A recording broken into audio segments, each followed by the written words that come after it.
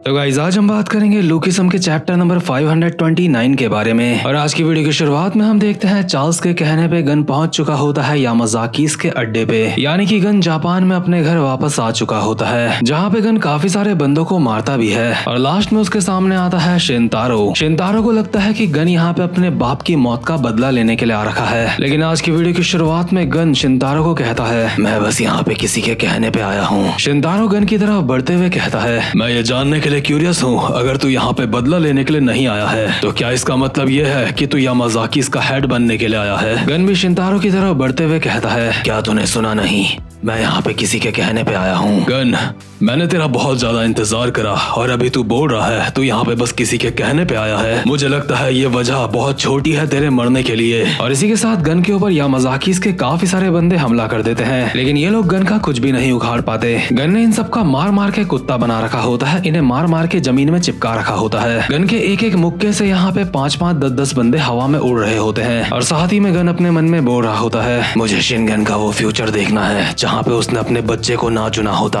अभी गन को देख के यामाजाकीस के जो बंदे होते हैं काफी ज्यादा डर चुके होते हैं और आपस में कहते हैं, नहीं ये पहले से काफी ज्यादा ताकतवर हो चुका है। मुझे उससे यही उम्मीद थी, क्योंकि उसकी रगों में एक ओनी का खून दौड़ रहा है। वो यामाजाकीस के एलाइड बंदों को एक झटके में मार के गिरा रहा है। उसके सामने नंबर्स किसी भी काम के नहीं है, हम लोग उसका कुछ नहीं कर पा रहे हैं। जहाँ पे गन अभी इन सबको मार रहा होता है, वहीं शिनतारो खड़ा खड़ा ये सब कुछ बस देख रहा होता है। इसीलिए गन अपने मन में कहता है, यामाजाकी शिनतारो, क्या तू बस सबके पीछे छुपा रहेगा? अगर ऐसी बात है तो मैं ही तेरे पास आ जाता हूँ। इसी के साथ गन शिनतारो की तरफ बहुत ही स्पीड में आता है और उसके ऊपर एक खतरनाक सा मुक्का मारता है, लेकिन शिनतारो ने अपने एक हाथ से ही गन का मुक्का पकड़ लिया होता है और बहुत ही रिलैक्स होके कहता है, तू क्या बस इतना ही कर सकता है गन? इसी के साथ गन के पेट में एक बहुत ही खतरनाक मुक्का पड़ता है, जिस वजह से गन की पूरी बॉडी हवा में उठ जाती है और हवा ही हवा में गन के दूसरा मुक्का मार के शिनतारो से काफी दूर फेंक देता है, जिस वजह से गन जमीन में रगड़ता हुआ पीछे की तरफ जाता है। गन की हालत अभी इन कुछ फटकों से ही खराब हो चुकी होती है और वो अपने मन में कहता है, ये काफी ज्यादा ताकतवर है, मैंने बिल्कुल भी उम्मीद नहीं करी थी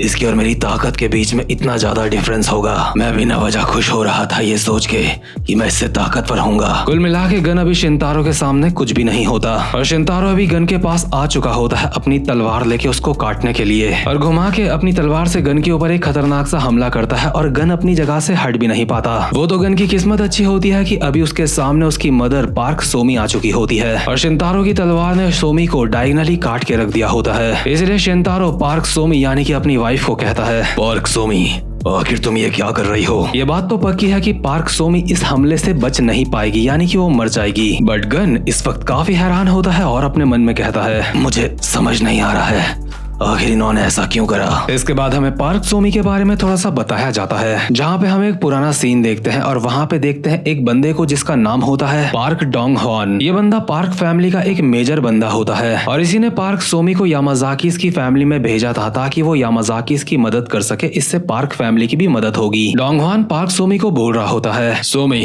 अब तक तुमने सच में काफी अच्छा काम करा है। तुम फाइनली यामाजाकी की एक लीगल वाइफ बन चुकी हो और क्योंकि हमारी पार्क फैमिली से ही यामाजाकीस को एक लीगल वाइफ मिली है, इसलिए यामाजाकीस की नजरों में हमारी रिस्पेक्ट अब बढ़ चुकी है। जापान की टॉप ऑर्गेनाइजेशन यामाजाकीस में हमने अपनी पोजीशन बना ली है, इसलिए अब हमें कोई भी नीची नजरों से नहीं देखेगा। भले ही हमारे खून में कोरियन ब्लड भी मौजूद है, लेकिन फिर भी अब हम सम्मानित इंसान हैं। और ये बात आप नोटिस करना कि इन लोगों के अंदर कोरियन ब्लड है और इनकी फैमिली पार्क फैमिली है, इसलिए मुझे तगड़े चांस लग रहे हैं कि डैनियल का इन लोगों से कुछ ना कुछ तो लेना देना है। तो खैर इसके बाद हम देखते हैं एक दूसरा सीन, जहाँ पे यही डोंग हॉन नाम का बंदा पार्क सोमी को बोल रहा होता है, बाद में शिनगन को धोखा देके शिनतारो की तरफ मिल जाना ये काफी अच्छा फैसला था। वैसे भी उस पावरलेस शिनगन ने तुम्हें आखिरी दम तक अपनी लीगल वाइफ कभी नहीं माना था। अब बस तुम्हें एक काम करना है, शिनतारो के साथ मिलकर एक बच्चा पैदा करना है। तुम शिनगन के बेटे को पहले ही जन्म दे चुकी हो, इसलिए शिनतारो के साथ दूसरी बार ये करना तुम्हारे लिए मुश्किल नहीं होना चाहिए। लेकिन सोमी, मुझे समझ नहीं आ रहा है आखिर तुम अभी रो क्यों रही हो? सोमी कहती है,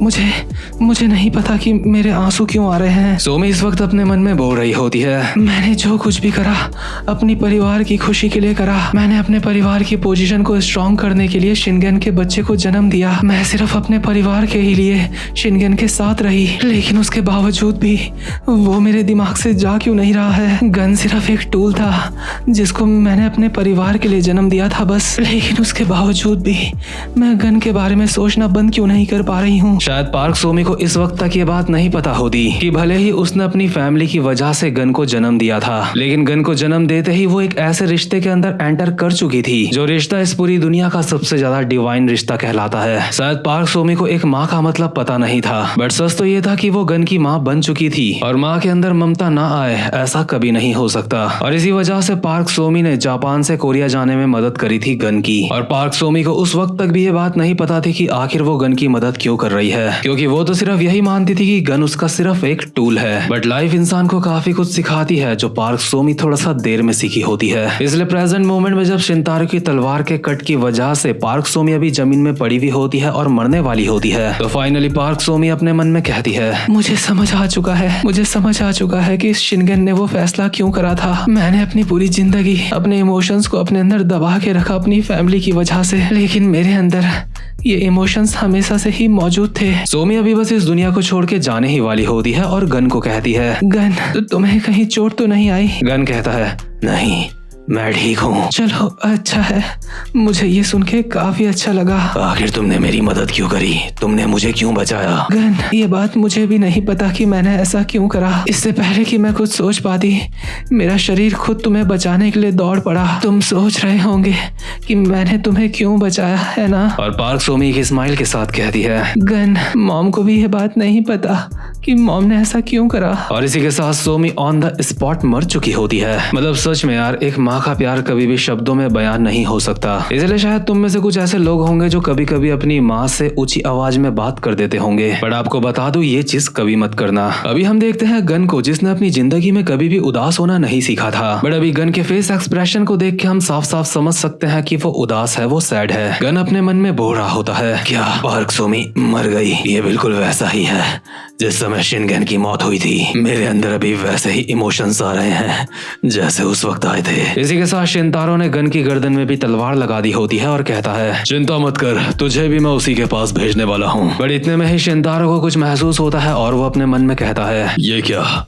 यहाँ का एटमॉस्फेयर अचानक से काफी ज्यादा बदल चुका है। अभी ऐसा लग रहा है जैसे गन के रूप में मेरे सामने और कोई नहीं बल्कि शिनगन मौजूद है। यानी कि गन का अपनी अल्ट्रा इंस्टिंक्ट से कंट्रोल छूट चुका होता है और gun true ultra instinct form में आ चुका होता है और एक खतरनाक सा मुक्का मारता है शिनतारो के पेट में, जिससे शिनतारो बच भी नहीं पाता। इसके बाद शिनतारो के लेफ्ट साइड से एक खतरनाक सी लात पड़ती है, जिसे शिनतारो अपने एक हाथ से रोकने की पूरी कोशिश करता है। बट इतने में ही गन शिनतारो के मुंह पे एक खतरनाक सा मुक्का मारता है, बट शिनतारो इस हमले को डॉच कर लेता है। शिनतारो अपने मन में कहता है, लगता है इसके इमोशंस इसके अंदर ब्लास्ट हो चुके हैं। क्या इसने अल्ट्रा इंस्टिंक्ट से अपना कंट्रोल खो दिया है? इसकी मूवमेंट्स अब पहले से काफी ज्यादा बदल चुकी हैं। ये पहले से काफी गुना ताकतवर हो चुका है। शिनगन गन के हमलों से बचते हुए कहता है, ये तो होना ही था, एक ब्लैक आइस वाले बच्चे से मुझे यही उम्मीद थी। इसी के साथ शिनतारो और गन एक दूसरे के मुंह पे साथ में मुक्के बजा देते हैं। भले ही गन अपनी खतरनाक फॉर्म में आ चुका होता है, लेकिन इसका मतलब ये नहीं कि शिनतारो कोई बच्चा है। इसी के साथ गन शिनतारो के एक लात मारता है, जिसे शिनतारो ब्लॉक करने की पूरी कोशिश करता है। हालांकि इस किक का फोर्स काफी ज्यादा होता है, फिर भी शिनतारो इसको ब्लॉक कर लेता है। इतने में ही गन शिनतारो के एक और मुक्का मारता है और शिनतारो अपनी मुंडी पीछे कर लेता है। शिनतारो को समझ आ चुका होता है उसके सामने काफी खतरनाक बंदा खड़ा है, इसलिए शिनतारो अपने मन में बोल रहा होता है, ये इतना ज्यादा खतरनाक हो चुका है कि इसमें मैं शिनगन को साफ साफ देख पा रहा हूँ। क्या इसके प्योर टैलेंट ने शिनगन को भी सरपास कर दिया है? अपने ही मुंह से मैं जो बात सुन रहा हूँ, मुझे अपने कानों पे यकीन नहीं होता। शिनतारो चिल्ला के अपने साथ के बंदों को कहता है, सब के सब मुझे बचाओ। इसी के साथ यामाजाकीस के काफी सारे बंदे साथ में हमला कर देते हैं गन के ऊपर और कहते हैं, फैमिली हेड को प्रोटेक्ट करो, हमें किसी भी कीमत में गन को हराना है। बट गन अभी इन सबको बहुत ही बेरहमी से मार रहा होता है और बाकी के बंदे ये सब कुछ देखते हुए कहते हैं, आखिर ये सब कुछ यहाँ पे क्या हो रहा है? क्या शिनगन दोबारा से जिंदगी में वापस आ चुका है? और इस वक्त यहाँ पे जितने भी बंदे होते हैं उनके दिलों में डर बैठ चुका होता है और ये चीज इनके दिलों में ऑटोमेटिकली अपीयर हुई होती है, बिकॉज साक्षात शिनगन इन्हें अपने सामने दिखाई दे रहा होता है। वैसे भी टोरा ओनी का बेटा भी एक ओनी होता है, जो कि होता है व्हाइट डीमन यानी कि शिरो ओनी। और यहाँ पे सबको पता होता है जब किसी यामाजाकी के अंदर का ओनी जाग जाता है तो क्या होता है। और आई थिंक यही वो टाइम था जब गन को पहली बार टाइटल मिला मिला था शीरो ओनी का। तो खैर गाइस, शीरो ओनी के अस्तित्व में आते ही ये वाला चैप्टर यहीं पे खत्म होता है। और जो कोई भी पूरे यूट्यूब में बेस्ट एक्सप्लेनेशन देखना चाहता है मानवास की, खासकर की लुकिसम या फिर उससे रिलेटेड किसी मानवा की, या फिर हो सकता है कि आगे मैं पीटीजे से बाहर भी कोई मानवा एक्सप्लेन करूं, और आपने मेरे चैनल को अब तक सब्सक्राइब नहीं करा है, तो आपको अच्छी तरीके से पता है आपको क्या करना है। तो गाइस, अब मैं मिलता हूँ आपसे अपनी नेक्स्ट वीडियो में, तब तक के लिए गुड बाय।